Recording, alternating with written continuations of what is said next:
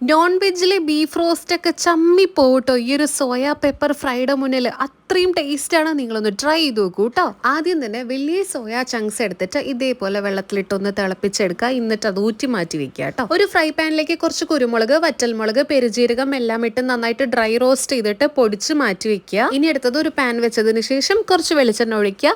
ഇത്തിരി ഗ്രാമ്പൂ, കറുവപ്പട്ട ഇട്ട് നന്നായിട്ടൊന്ന് മൂപ്പിച്ചെടുക്കുക. വെളിച്ചെണ്ണ തന്നെ എടുക്കണം കേട്ടോ. ഇത്തിരി വെളുത്തുള്ളി ഇഞ്ചിയും ചതച്ചതും കൂടെ അതിലേക്ക് ആഡ് ചെയ്യുക. പിന്നെ കുനുകുനാന്നരിഞ്ഞ സവാളയും കൂടി ഇട്ടിട്ട് നന്നായിട്ടൊന്ന് മൂപ്പിച്ചെടുക്കുക. അതിൻ്റെ കൂട്ടത്തിൽ തന്നെ വേണം കറിവേപ്പില, അതുപോലെ തന്നെ നമ്മുടെ തക്കാളിയും കൂടി ഇടുക കേട്ടോ. കുറച്ച് ഉപ്പിടുക.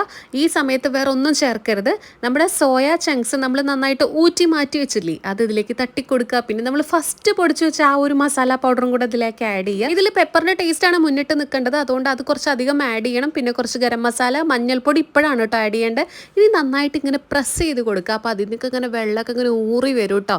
കുറച്ച് കഴിയുമ്പോഴേക്കും ഒന്ന് അടച്ചു വെച്ചോളൂ. സംഭവം കഴിഞ്ഞു. റെസിപ്പി ഇത്രയേ ഉള്ളൂ കേട്ടോ. ഈ ഒരു ഡിഷിന്റെ സ്വാദ് പറഞ്ഞറിയിക്കാൻ പറ്റില്ല. എല്ലാവർക്കും യൂസ്ഫുൾ ആയിട്ടുള്ള ഒരു കാര്യമാണ് കേട്ടോ ഞാൻ കാണിക്കുന്നത്. ഇതൊരു ബാഗാണ്. ഈ ബാഗിൻ്റെ ഉള്ളിൽ എന്താ അറിയോ, സിബ്ലോ കവേഴ്സ് ആയിട്ടുള്ള ഒരു 10-12 പീസോളം ആയിട്ടുള്ള ഒരു സിബ്ലോ കവേഴ്സ് ആണ്. ഇതിൽ നിങ്ങൾക്ക് ഇഷ്ടപ്പെട്ട നിങ്ങളുടെ ഫേവറേറ്റ് ജ്വല്ലറീസ് എല്ലാം ഇതിൽ സേവ് ചെയ്ത് നല്ല ഭംഗിയായിട്ട്, ഒരു കേടുപാടും വരാതെ, കളർ പോവ്, അതിന് ഒരു സ്റ്റോൺ പോവ്, അങ്ങനെ ഒരു കുഴപ്പമില്ല. നമുക്ക് നല്ല സെക്യൂർ ആയിട്ട് എടുത്തു വെക്കാൻ പറ്റിയ കുഞ്ഞു കുഞ്ഞു ബാഗാണ് കേട്ടോ. ബാംഗിൾസ്, ഇയറിങ്സ്, നെക്ലേസ് എല്ലാം ഇട്ട് വയ്ക്കാം.